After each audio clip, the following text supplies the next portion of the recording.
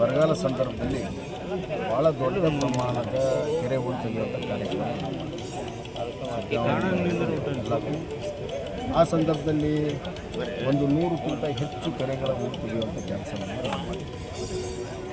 ಯಾವುದಾದ್ರೂ ಒಂದು ಸಂಸ್ಥೆ ಇಂಥ ಒಂದು ಭಗೀರಥ ಕೆಲಸಕ್ಕೆ ಸಹಾಯ ಸಹಕಾರ ಮಾಡಿದ್ದು ಅದು ಭಾರತ ಸೇವಾ ಸಂಸ್ಥೆ ಶ್ರೀಕಾಂತ್ ದುಂಡಿಗೌಡರು. ಆ ಸಂದರ್ಭದಲ್ಲಿ ಕೆರೆಗಳ ಹೂಳು ತೆಗೆದಕ್ಕೆ ಭಾಳ ದೊಡ್ಡ ಪ್ರಮಾಣದ ಸಹಕಾರ ಸಹಾಯವನ್ನು ಕೂಡ ಮಾಡಿದರು. ಅವರು ತಮ್ಮ ಒಂದು ಸಂಸ್ಥೆಯಿಂದ ಇಂಡಿಪೆಂಡೆಂಟಾಗಿ ಹಲವಾರು ಕೆರೆಗಳ ಹೂಳನ್ನು ತೆಗೆದರು ಮತ್ತು ನಾವು ತೆಗೆಯುವಂಥ ಸರ್ಕಾರ ಮತ್ತು ತೆಗೆಯುವಂಥ ಕೆರೆಗಳಿಗೂ ಕೂಡ ತಮ್ಮ ಸಹಾಯ ಹಸ್ತ ಮಾಡಿದರು. 2-3 ವರ್ಷದಿಂದ ಒಳ್ಳೆ ಮಳೆ ಆಗಿದೆ, ಹೂಳು ತೆಗೆಯುವ ಪ್ರಮೇಯ ಬಂದಿರಲಿಲ್ಲ. ಆದರೆ ಈ ವರ್ಷ ಮತ್ತೆ ಬೇಸಿಗೆ ದೊಡ್ಡ ಪ್ರಮಾಣದಲ್ಲಿ ಇರೋದ್ರಿಂದ ಕೆಲವು ಕೆರೆಗಳು ಒಣಗೋಗಿದೆ ಮತ್ತು ರೈತರಿಗೆ ಈ ಫಲವತ್ತಾದ ಮಣ್ಣು ಕೂಡ ಬೇಕಾಗಿದೆ ಹೊಲಗಳಿಗೆ ಹಾಕೋದು.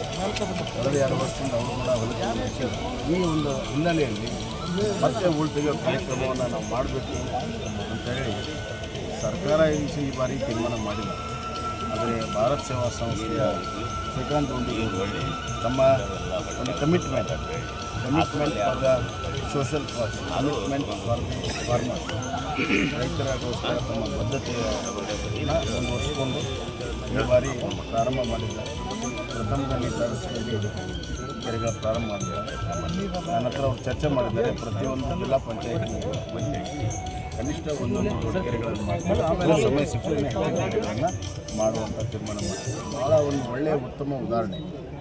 ಈ ಸಂದರ್ಭದಲ್ಲಿ ನಾನು ಅವರಿಗೆ ಅಭಿನಂದನೆಯನ್ನು ಸಲ್ಲಿಸ್ತೇನೆ ಮತ್ತು ರೈತರ ಪರವಾಗಿ ಅವರಿಗೆ ಧನ್ಯವಾದಗಳನ್ನು ಕೂಡ ಹೇಳ್ತೇನೆ. ಎರಡನೇದಾಗಿ ಇವರಿಂದ ಪ್ರೇರಣೆ ಪಡೆದು ಬೇರೆಯವರು ಕೂಡ ಈ ಕೆಲಸಕ್ಕೆ ಕೈ ಹಾಕಬೇಕು ಅಂತ ನಮಗೆ. ಕೆಲವ್ರಿಗೆ ಸಾಮರ್ಥ್ಯ ಇದೆ, ಅವ್ರು ಎಷ್ಟು ಸಾಮರ್ಥ್ಯ ಇದೆ ಅಷ್ಟೇ, ಒಂದೇ ಕೆರೆ, ಅರ್ಧ ಕೆರೆ ಅಥವಾ ಒಂದು ಸಣ್ಣ ಕೆರೆ, ಎಷ್ಟು ಸಾಮರ್ಥ್ಯ ಇದೆ ಅಷ್ಟು ಹೂಳು ತೆಗೆಯುವಂಥ ಒಂದು ಪ್ರಕ್ರಿಯೆ ಪ್ರಾರಂಭ ಆದರೆ ಹೆಂಗೆ ನಮ್ಮ ಹೊಲ ನಮ್ಮ ಮನೆ ಅನ್ನುವಂಥ ಭಾವನೆ ಇದೆ ಜನರಿಗೆ. ನಮ್ಮ ಮನೆ, ನಮ್ಮ ಹೊಲ, ನಮ್ಮ ಕೆರೆ, ಈ ಭಾವನೆಯ ಒಂದು ಇದನ್ನು ಮುಂದುವರ್ಸ್ಕೊಂಡು ಹೋಗ್ಬೇಕು. ನಮ್ಮ ಹೊಲ, ನಮ್ಮ ಮನೆ, ನಮ್ಮ ಕೆರೆ, ನಮ್ಮ ಊರು, ಈ ಒಂದು ಭಾವನೆಯಿಂದ ಮುಂದುವರ್ಸ್ಕೊಂಡು ಹೋದರೆ ಹಳ್ಳಿಗಳು ನಮಗೆ ಗ್ರಾಮ ಸ್ವರಾಜ್ಯ ಸಿಕ್ಕಿದೆ, ಗ್ರಾಮ ಸುರಾಜ್ಯ ಆಗ್ತದೆ, ಸ್ವರಾಜ್ಯದಿಂದ ಸುರಾಜ್ಯ ಆಗ್ಬೋದು. ಆ ನಿಟ್ಟಿನಲ್ಲಿ ಒಂದು ದೊಡ್ಡ ಪ್ರಯತ್ನ ಶ್ರೀಕಾಂತ್ ದುಂಡಿಗೌಡರು ಮಾಡಿದ್ದಾರೆ. ಯುವಕರಿದ್ದಾರೆ, ಒಳ್ಳೆ ಕೆಲಸ ಮಾಡಿದ್ದಾರೆ, ಅವರಿಗೆ ಅಭಿನಂದನೆ ಸಲ್ಲಿಸ್ತಾರೆ. ಸರ್, ಈಗ ನಮ್ಮದು ಕೃಷಿ ಪ್ರಧಾನ ಜಿಲ್ಲೆ ಸರ್, ಇದು ರಾಜ್ಯ ಸರ್ಕಾರದ ಮಟ್ಟದಲ್ಲೂ ಆಗಬೇಕು, ಎಲ್ಲ ಜಿಲ್ಲೆಯಲ್ಲಿರುವಂಥ ಬೇರೆ ಬೇರೆ ಕೆರೆಗಳು ಅಭಿವೃದ್ಧಿ ಆಗಬೇಕು ಅನ್ನುವಂಥ ಒತ್ತಾಯ ರೈತರದ್ದಿದೆ ಸರ್. ರಾಜ್ಯ ಸರ್ಕಾರ ಮತ್ತು ಕೇಂದ್ರ ಸರ್ಕಾರಕ್ಕೆ ಏನು ಮಾಡಿದೆ?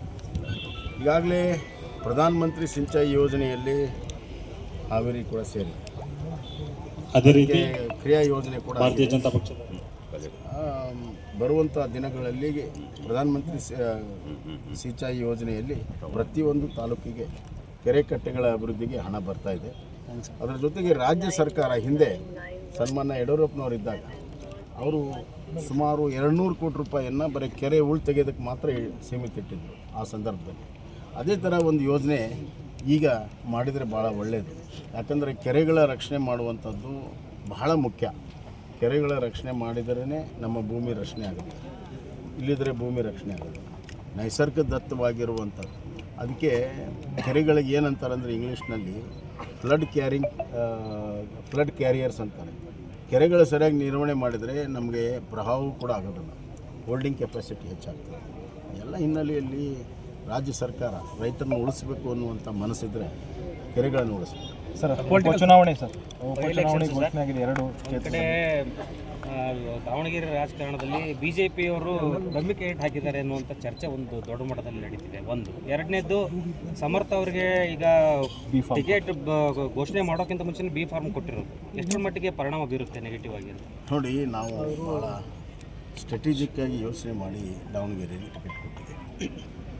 ಬರುವಂಥ ದಿನಗಳಲ್ಲಿ ತಾವು ನೋಡ್ತೀರಿ, ಭಾಳ ದೊಡ್ಡ ಪ್ರಮಾಣದ ಬಡವರು, ಹಿಂದುಳಿದ ವರ್ಗದವರು, SC ST ಎಲ್ಲ ದೊಡ್ಡ ಪ್ರಮಾಣದಲ್ಲಿ ಬೆಂಬಲ ನಮ್ಮ ಕ್ಯಾಂಡಿಡೇಟಿಗೆ ಸಿಗ್ತಾಯಿದೆ. ಆಶ್ಚರ್ಯಕರವಾಗಿರುವಂಥ ರಿಸಲ್ಟು ದಾವಣಗೆರೆಯಲ್ಲಿ ಭಾರತೀಯ ಜನತಾ ಪಕ್ಷದ ವಿಜಯ ಮುಖಾಂತರ ಸಿಗ್ತದೆ. ಬಾಗಲಕೋಟೆಯಲ್ಲಿ ಈಗಾಗಲೇ ವಿಜಯದ ಪಥದಲ್ಲಿ ನಾವು ಮುಂದೆ ಹೋಗ್ತಾ ಇದ್ದೇವೆ, ಅದರಲ್ಲಿ ಎರಡನೇ ಮಾತಿಲ್ಲ. ಹಲವಾರು ಕಾಂಗ್ರೆಸ್ಸಿಗರು ಕಳೆದ ಬಾರಿ ಅದರ ಹಿಂದಿನ ಬಾರಿ ಏನು ಕಾಂಗ್ರೆಸ್ ಚುನಾವಣೆ ಮಾಡಿದ್ದರು ಎಲ್ಲ ಪ್ರಮುಖರು ಈಗ ಬಿ ಜೆ ಪಿಯನ್ನು ಸೇರ್ತಾ ಇದ್ದಾರೆ. ಹೀಗಾಗಿ ಬಾಗಲಕೋಟೆಯಲ್ಲಿ ದೊಡ್ಡ ಪ್ರಮಾಣದ ಮಾರ್ಜಿನಲ್ಲಿ ಗೆಲ್ತೀವಿ. ಇಲ್ಲಿಯೂ ಕೂಡ ಪ್ರಥಮ ಬಾರಿ ಬಿ ಜೆ ಪಿಯ ಬಾವುಟವನ್ನು ಹಾರಿಸ್ತೀವಿ. ಸರ್, ಶ್ರೀಕಾಂತ್ ದುಂಡಿಗೌಡರನ್ನ ಪಕ್ಷದಿಂದ ಉಚ್ಚಾಟನೆ ಮಾಡಲಾಗಿತ್ತು. ಸೊ ಈಗ ಎಲ್ಲರ ನಾಯಕರ ಜೊತೆಗೆ ಚರ್ಚೆ ಅದೇನು ಮುಂದೆ ವಾಪಸ್ ತೆಗೆದುಕೊಂಡು ಪಕ್ಷದಲ್ಲಿ ಚರ್ಚೆ ಮಾಡಿ. ಹೆಚ್ಚಿನ ವಿಡಿಯೋಗಳಿಗೆ ಪ್ರತಿಧ್ವನಿ ಯೂಟ್ಯೂಬ್ ಚಾನೆಲ್ ಸಬ್ಸ್ಕ್ರೈಬ್ ಮಾಡಿ, ಬೆಲ್ ಐಕಾನ್ ಕ್ಲಿಕ್ ಮಾಡಿ.